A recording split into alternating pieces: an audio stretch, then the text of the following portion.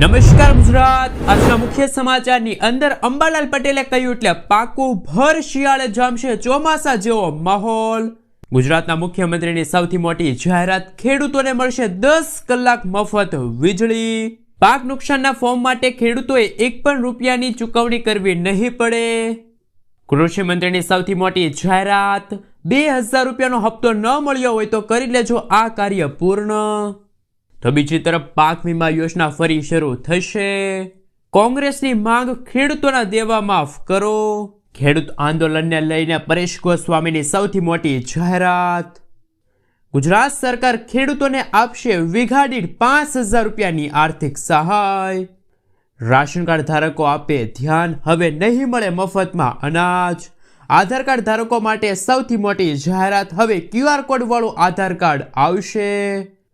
Bank એટીએમને લઈને નવા નિયમો લાગુ। વાહન ચાલકો માટે આવ્યા છે સૌથી મોટા સમાચાર। ગુજરાત સરકાર એક્શન મોડમાં। પીએમ આવાસ યોજનાને લઈને સૌથી મોટા સમાચાર। સરકાર આપશે હવે ફ્રી ઇન્ટરનેટ સુવિધા। નીતિન ગડકરીની સૌથી મોટી જાહેરાત, અમેરિકા જેવા રોડ બનશે। આયુષ્માન કાર્ડ ધારકો આપે ધ્યાન। પશુપાલકોને મળશે હવે 37000 રૂપિયાની સબસિડી। ટેકાના ભાવે મગફળીની ખરીદી અંગે કૃષિ મંત્રીની સૌથી મોટી જાહેરાત, હવે ગેરંટી વિના મળશે 90000 રૂપિયા સુધીની લોન। સોના ચાંદીના ભાવમાં થયો છે ઘટાડો અને આજના સૌથી મોટા ખેડૂત ઉપયોગી સમાચાર જાણીશું આજના આ વિડીયોની અંદર। મિત્રો, દરેક સમાચાર, દરેક માહિતી જણાવીએ એ પહેલા ગુજરાતના જે પણ મિત્રો ચેનલ ઉપર જો પહેલી વાર આવ્યા હોય તો મિત્રો ખાસ કરીને વિડીયોને એક લાઇક કરી ચેનલને સબસ્ક્રાઇબ કરવાનું ભૂલતા નહીં। સાથે આજનો આ વિડીયો છે જેને અંત સુધી જોતા રહેજો। સૌથી પહેલા મિત્રો અત્યારના તાજા સમાચાર ઉપર નજર કરીએ તો ખેડૂતો માટે આવી ગઈ છે ખુશ ખબર, ખેડૂતોને મળશે 10 કલાક વીજળી। રાજ્યના ખેડૂતો માટે વધુ એક સારા સમાચાર આવ્યા છે। ગાંધીનગર ખાતે ગુજરાતના મુખ્યમંત્રી ભૂપેન્દ્ર પટેલની અધ્યક્ષતામાં મળેલી રાજ્ય મંત્રી મંડળની બેઠકમાં વધુ એક ખેડૂત હિતલક્ષી નિર્ણય લેવામાં આવ્યો છે। રવિ સિઝનના વાવેતરને ધ્યાનમાં રાખીને કેબિનેટ બેઠકમાં કેટલાક જિલ્લાઓમાં 8 કલાકના બદલે 10 કલાક વીજ પુરવઠો આપવાનો નિર્ણય લેવામાં આવ્યો છે।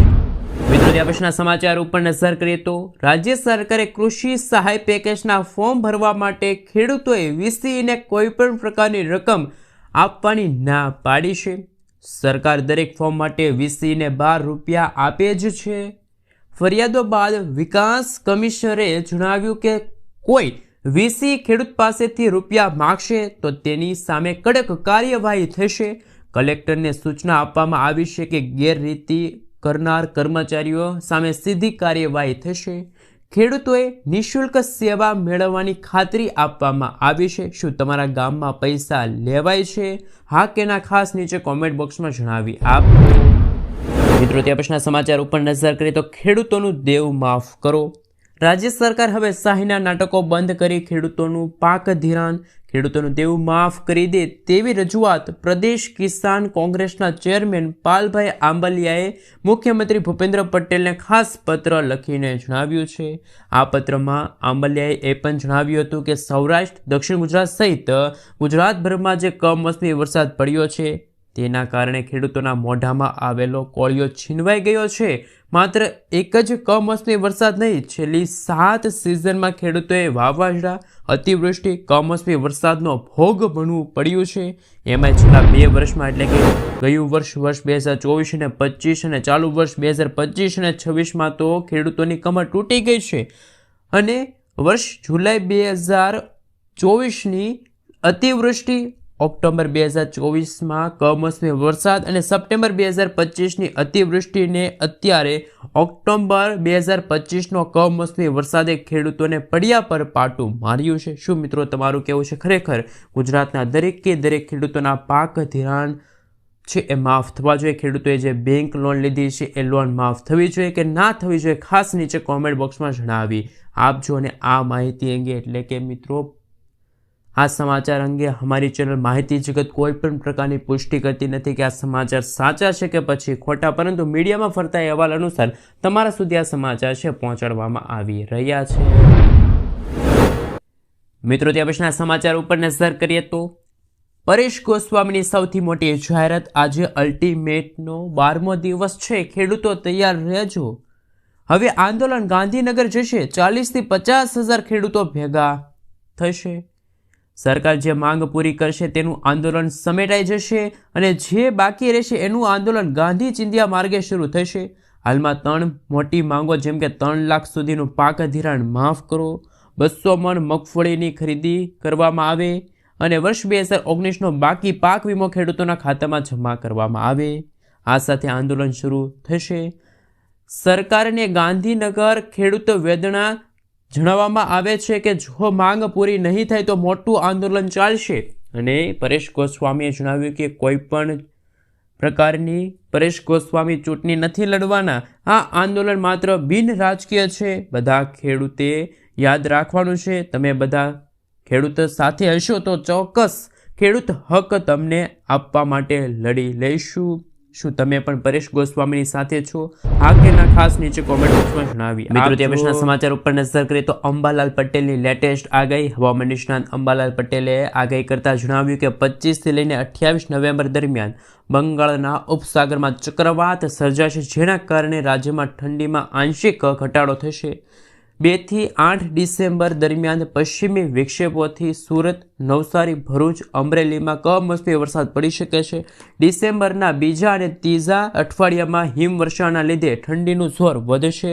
ખેડૂતોને ઘઉં, શાકભાજી અને જીરાના પાકમાં ફૂગ તથા રોગથી બચવા સાવચેતીના પગલાં લેવા સલાહ પણ આપી દેવામાં આવી છે. મિત્રો, ત્યાં પછીના સમાચાર ઉપર નજર કરી તો જે ખેડૂતોના ખાતામાં ₹2021નો હપ્તો જમા નથી થયો એવા ખેડૂતો માટે સૌથી મોટી જાહેરાત. કેન્દ્ર સરકારે 19 નવેમ્બરના રોજ ખેડૂતોના ખાતામાં 21મો હપ્તો રિલીઝ કરી દીધો છે. દેશના 9 કરોડથી વધુ ખેડૂતોના ખાતામાં ₹2,000નો હપ્તો ટ્રાન્સફર થયો છે. જોકે કોઈ કારણસર તમારા ખાતામાં પૈસા જમા થયા નથી અને તમને કોઈ મૂંઝવણ હોય તો તમે છે એ તરત જ તમારી ફરિયાદ છે નોંધાવી શકો છો. એ માટે તમારે PM કિસાનના ઈમેલ પર જવાનું રહેશે અથવા તો હેલ્પલાઇન નંબર આપવામાં આવ્યો છે, ત્યાં જઈને તમે કોલ કરીને પણ તમે છે એ તમારી ફરિયાદનું નિવારણ છે લાવી શકો છો. તો ખેડૂતો માટે પણ સૌથી મોટા સમાચાર સામે આવી રહ્યા છે. મિત્રો, તે પછીના સમાચાર ઉપર નજર કરીએ તો રાશન કાર્ડ ધારકો આપે ધ્યાન. ખાદ્ય મંત્રાલયે NFSA અંતર્ગત એક મોટી સફાઈ કામગીરી હાથ ધરી છે. છેલ્લા 4 થી 5 મહિનાના ટૂંકા ગાળામાં દેશભરમાંથી અંદાજિત 2.25 કરોડ લોકોના નામ રાશન કાર્ડની યાદીમાંથી કમી કરી નાખવામાં આવ્યા છે. સરકારની તપાસમાં બહાર આવ્યું છે કે આ લોકો મફત અનાજ મેળવવા માટે પાત્ર ન હતા. આશ્ચર્યજનક વાત એ છે કે ગરીબ કલ્યાણની આ યાદીમાં મોટી કંપનીઓના ડિરેક્ટરો, ફોર વ્હીલર માલિકો અને કરદાતાઓનો પણ સમાવેશ થતો. સરકારના ઉદ્દેશ એ સુનિશ્ચિત કરવાનો છે કે યોજનાનો લાભ માત્ર સાચા અને જરૂરિયાતમંદ ગરીબોને જ મળે. મિત્રો, તે પછીના સમાચાર ઉપર નજર કરી લઈએ તો હાલ સૌથી મોટા સમાચાર સામે આવી રહ્યા છે. આયુષ્માન કાર્ડ હોવા છતાં હોસ્પિટલની અંદર પૈસા માગે છે હોસ્પિટલનો સ્ટાફ, તો તમે છે ફરિયાદ નોંધાવી શકો છો. આયુષ્માન કાર્ડ ધરાવતા દર્દીઓ પાસેથી કેટલાક હોસ્પિટલોમાં પૈસા માંગતા હોવાથી સરકારે હેલ્પલાઇન નંબર શરૂ કર્યો છે. દર્દી જો આયુષ્માન યોજના હેઠળ દાખલ થયો હોય અને હોસ્પિટલ પૈસા માગે છે તો તમે 14,555 નંબર ઉપર કોલ કરીને તમારી ફરિયાદ નોંધાવી શકો છો, જેમાં દર્દી પાસે એડમિશન તારીખ છે, હોસ્પિટલનું નામ છે, આયુષ્માન કાર્ડની વિગતો આપવી તમારે પડશે અને કાર્યવાહી બાદ દર્દીને યોજનાનો સંપૂર્ણ લાભ છે મળવાપાત્ર રહેશે. મિત્રો, ત્યાં પછીના સમાચાર ઉપર નજર કરી લે તો કે ટેકાના ભાવે મગફળીની ખરીદી અંગે કૃષિ મંત્રીની સૌથી મોટી જાહેરાત. રાજ્યમાં કમોસમી વરસાદના કારણે ખેડૂતોના મોટાભાગના પાકોને મોટું નુકસાન પહોંચ્યું છે. ખાસ કરીને મગફળીને લઈને રાજ્ય સરકારે ખેડૂતોને એક પછી એક રાહત આપી છે. મુખ્યમંત્રી ભૂપેન્દ્ર પટેલે રાજ્યના તાજેતરના અસાધારણ કમોસમી વરસાદના પરિણામે ખેડૂતોના ઊભા પાકને થયેલા નુકસાન માટે સંપૂર્ણ સંવેદનાથી પડખે ઊભા રહીને ઐતિહાસિક રાહત સહાય પેકેજની જાહેરાત કરી છે. આ મામલે કૃષિમંત્રીએ મગફળીની ખરીદી અંગે પણ એક મહત્વપૂર્ણ જાહેરાત કરી છે. અત્યાર સુધીમાં કિસાન સન્માન નિધિના કાર્યક્રમમાં રાજ્યના મંત્રી જીતુભાઈ વાઘાણીએ એક મહત્વપૂર્ણ જાહેરાત કરી હતી કે રાજ્યના ખેડૂતો પાસેથી ટેકાના ભાવે મગફળીની ખરીદીની પ્રક્રિયા છે. એ અંગે સૌથી મોટી જાહેરાત સરકારે જાહેરાત કરી છે. એ અનુસાર SMS મળ્યાના 15 દિવસ સુધી ખેડૂત ટેકાના ભાવે મગફળી વેચી શકે છે. એટલે કે ટેકાના ભાવે મગફળી ખરીદવામાં ખેડૂતો માટે સમય મર્યાદા વધારવામાં આવી છે. અગાઉ મેસેજ મળ્યાના 7 દિવસ સુધી મગફળી વેચવાની સમય મર્યાદા હતી. જોકે હવે મેસેજ મળ્યાના 15 દિવસ સુધીમાં તમે મગફળીની છે એ વેચાણ કરી શકો છો. મિત્રો, ત્યાં પછીના સમાચાર ઉપર નજર કરી લે તો હાલ સૌથી મોટા સમાચાર સામે આવી રહ્યા છે. હવે મિત્રો, આધાર કાર્ડમાં મોટા ફેરફારો થશે. UIDAIએ નવા આધાર કાર્ડમાં ફક્ત ફોટા અને QR કોડ રાખવાની યોજના બનાવી છે, જેથી વ્યક્તિગત માહિતી ઓનલાઈન વેરિફિકેશન દરમિયાન લિંક ન થાય, ગોપનીયતા વધુ મજબૂત બને. એ માટે ખાસ મિત્રો આધાર કાર્ડમાં છે એ QR કોડવાળું આધાર કાર્ડ છે હવે આવનારા દિવસોની અંદર હવે જોવા મળશે. માહિતી સારી અને ઉપયોગી લાગી હોય તો આગળ શેર કરવાનું ભૂલતા નહીં. મિત્રો, ત્યાં પછીના સમાચાર ઉપર નજર કરી લે તો હાલ સૌથી મોટા સમાચાર સામે આવી રહ્યા છે. ગુજરાત સરકારની સૌથી મોટી જાહેરાત. ગુજરાત રાજ્યમાં કૃષિ વિભાગે માવઠાથી થયેલા પાકના નુકસાન માટેના સહાય પેકેજના નિયમો અને અંગે ઠરાવ રજૂ કર્યા. આ ઠરાવમાં માવઠાથી અસરગ્રસ્ત ખેડૂતોને તાલુકાની યાદીમાં સમાવેશ કરવાને લઈને સૌથી મોટી જાહેરાત. નિયમો અનુસાર જે ખેડૂતો 33%થી વધુ પાક નુકસાન થયું હોય તો તેવા ખેડૂતોને સહાય મળવા પાત્ર રહેશે. સૌથી મહત્વની વાત એ છે કે અસરગ્રસ્ત ખેડૂત ખાતેદાર ને ઓછામાં ઓછા 5,000 રૂપિયાની સહાય આપવામાં આવવી જોઈએ, જે તમને આર્થિક રીતે ટેકો પૂરો પાડે છે. એક ખેડૂત ખાતા દીઠ માત્ર એક જ ખેડૂત સહાય મેળવવા પાત્ર રહેશે. જો એક જ ખાતામાં અન્ય ખેડૂત ખાતેદાર હોય તો સહાય મેળવનાર ખેડૂત દ્વારા બાકીના ખાતેદારો પાસેથી સહમતિ પત્ર લેવું પડશે. મિત્રો, તે પછીના સમાચાર ઉપર નજર કરી લે તો હાલ સૌથી મોટા સમાચાર સામે આવી રહ્યા છે. અગત્યના સમાચાર સામે આવી રહ્યા છે મિત્રો, એમના ઉપર નજર કરી લે તો કે અમેરિકા જેવો હવે રોડ મળશે. નીતિન ગડકરીની સૌથી મોટી જાહેરાત. 3 નવેમ્બરના રોજ જ્યારે એક રેલીમાં તેમણે કહ્યું હતું કે એ દિવસ દૂર નથી કે જ્યાં બિહારમાં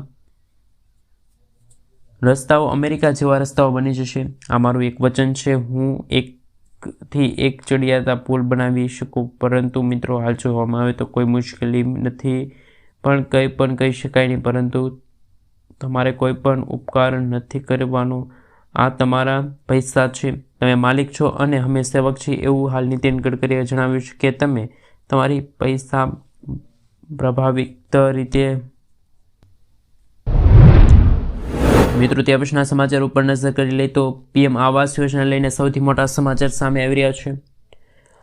રાજ્યના લોકો માટે સારા સમાચાર. હવે PM આવાસ યોજના હેઠળ લાભાર્થીઓએ રાજ્ય સરકાર તરફથી 50,000 રૂપિયાની વધારાની સહાય મળશે. કૃષિ મંત્રી કુંવરજી હળપતિએ વિધાનસભા ગૃહ માટે જણાવ્યું હતું કે મિત્રો, આપણે જણાવીએ કે રાજ્યના મહત્તમ નાગરિકોને પોતાનું આવાસ પૂરું કરવામાં આવે એમ બજેટ માટે પણ સૌથી મોટા સમાચાર કે 1270 કરોડ રૂપિયાની જોગવાઈ કરવામાં આવી છે. હવે રાજ્ય સરકારે ભંડોળમાંથી લાભાર્થી દીઠ મિત્રો આપણે જણાવીએ તો વધારાની 50,000 રૂપિયાની આર્થિક સહાય છે આપવામાં આવશે. અને જે માટે પણ સૌથી અગત્યના સમાચાર છે કે હવે આયુષ્માન કાર્ડ સાથે પ્રધાનમંત્રી આવાસ યોજના લઈને સૌથી મોટા સમાચાર કે કેન્દ્ર સરકારે 550 કરોડ રૂપિયાની જોગવાઈ છે હાથ ધરી છે. મિત્રો, ત્યાં પછીના સમાચાર ઉપર નજર કરી લે તો કાલ અગત્યના સમાચાર સામે રહેશે. ખેડૂતોને મળશે હવે 22,500 રૂપિયાની આર્થિક સહાય. મિત્રો, આ યોજનાનું નામ છે PVC પાઇપલાઇન યોજના, જેમાં ખેડૂત કલ્યાણ અને સહકાર વિભાગ દ્વારા ખેડૂતોની આવક બમણી કરવા માટે એક યોજના ચલાવવામાં આવે છે. આ યોજના થકી ખેડૂતોને આર્થિક વિકાસ થયો છે અને આ યોજના અંતર્ગત ખેડૂતોને 22,500 રૂપિયાની આર્થિક સહાય મળશે. અરજી કરવા માટે તમારે ઓનલાઈન સેન્ટર પર જવાનું રહેશે.